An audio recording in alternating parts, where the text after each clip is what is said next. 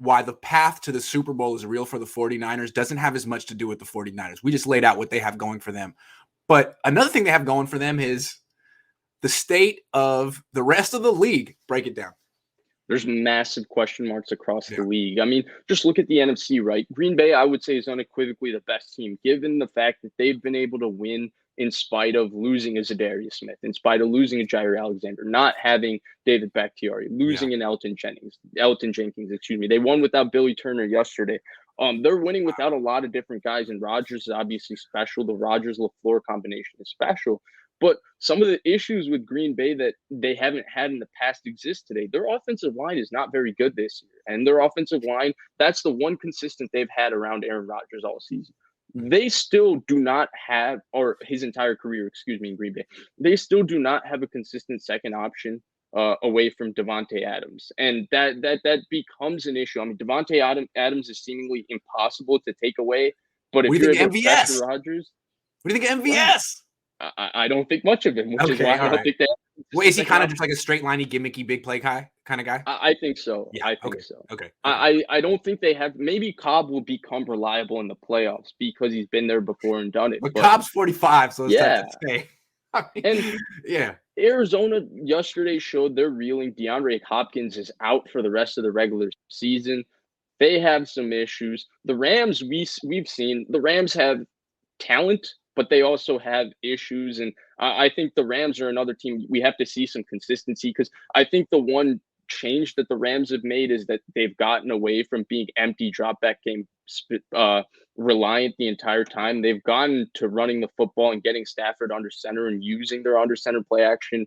We'll see if that continues. 2-game sample size isn't enough to say that they're trending towards that, though they're trending in the right direction.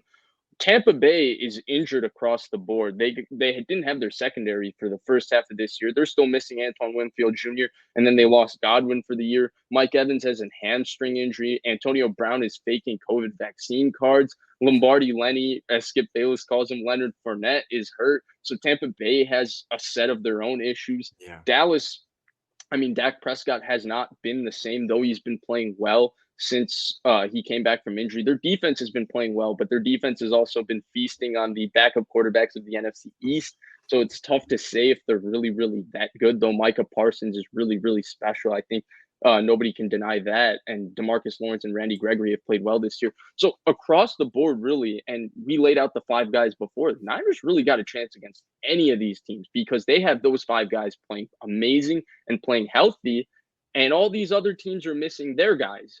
And so, like, I think the biggest issue with the Niners, right, because they're playing today how a lot of people thought they could play from week 1 this season. There's not been a consistency to this Niners football team at all this year, right? You know, they have the 3 great weeks. They beat the Rams, and everybody's all hyped. And they go to Seattle against a reeling Seahawks team, and they beat themselves. And that's been the question mark. But they have 4 games right here that line up pretty favorably. Tennessee, I thought, was a schedule loss before the season. Tennessee will be playing on Thursday without A.J. Brown, Julio Jones, and Derrick Henry. And even though their defense is good and they're a good team, those are 3 huge people. How do they move the ball against a very good Niners defense? So now that's an opportunity to win. Then you got Houston. You got, these kind of games that you can win. And then the Rams, do the Niners match up well with? Like, could the Niners really win out? Possible. Right. Possible. Right. Which was inconceivable, I mean, at least to me, a couple weeks ago. Right. And that's what I just look at it like that. And I say, if they can finish, and to me, the question is consistency. Right. Like, if the Niners go and beat themselves against the Texans or something, then I wouldn't feel this way. But if they can go 3-1 and finish strong, I'm not saying they're going to win the Super Bowl. I'm not saying they're going to the Super Bowl because I still think as a road team, it's difficult to do that. Yeah. But I can't make an argument as to why they couldn't. The biggest difference between this team, though, and the 2019 team, I mean, there's a few differences, but when the Niners lose this year, it's usually like embarrassing and they beat themselves. Like in 2019, when they lost, there was usually no shame in it. They lost by a field goal at the end, right? I mean, like every single time they lost right at the end until the Super Bowl, when that was kind of embarrassing. But you lost to the best team in the league, and that's what Patrick Mahomes, he's done that so many times. Mistakes happen in every different. So Yeah, sorry. apologies. Go ahead. Go ahead. No, No, my that's bad. all I wanted to say. This team is just a little bit different, and when they lose, it's like, ugh, you lost to Colt McCoy by a lot. Like, what? Yeah. You know what I mean?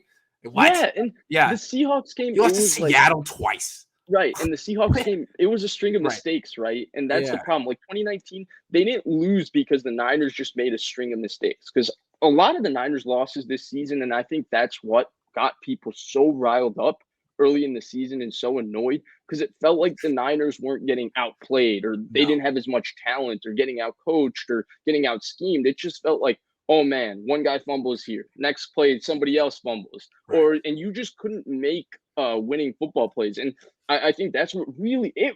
I mean, you could see it. Niners fans were really frustrated. Heck, I was really frustrated as a fan. And so the question is, can they change that? And we've seen now a brief period of time where that has changed. And that Seattle game being right in the middle of these two little win streaks they have is kind of the albatross right here of whether they've changed that fully or not, because that Seattle game felt like a reversion back to what they were for earlier in the season. And I think this 4-game sample size is going to tell us a lot on have they fully fixed it or not. Because with those 5 players that we just named again in the previous segment, they can play with anybody.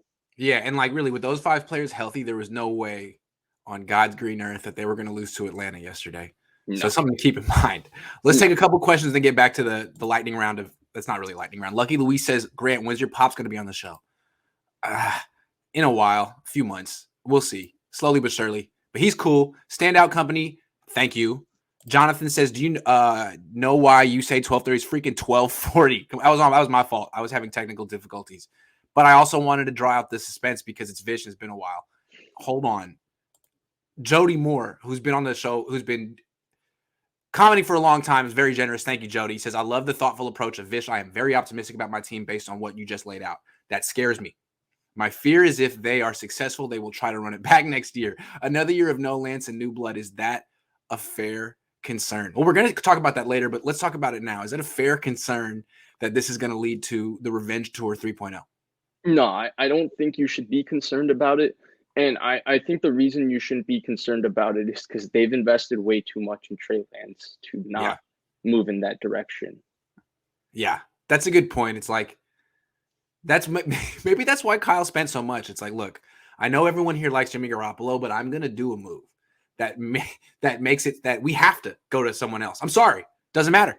Maybe that's for the 4D chess Kyle Shanahan was playing. We have to make this move now. And Jed York is on my side too. So I'm with you. Yeah, because but we're going to talk about this because I'm not necessarily 100% sure that Jimmy's not coming back next year. He's making an end around like Debo Samuel. He's doing his Debo impression. So anyway, Jody, thank you very much. I appreciate you.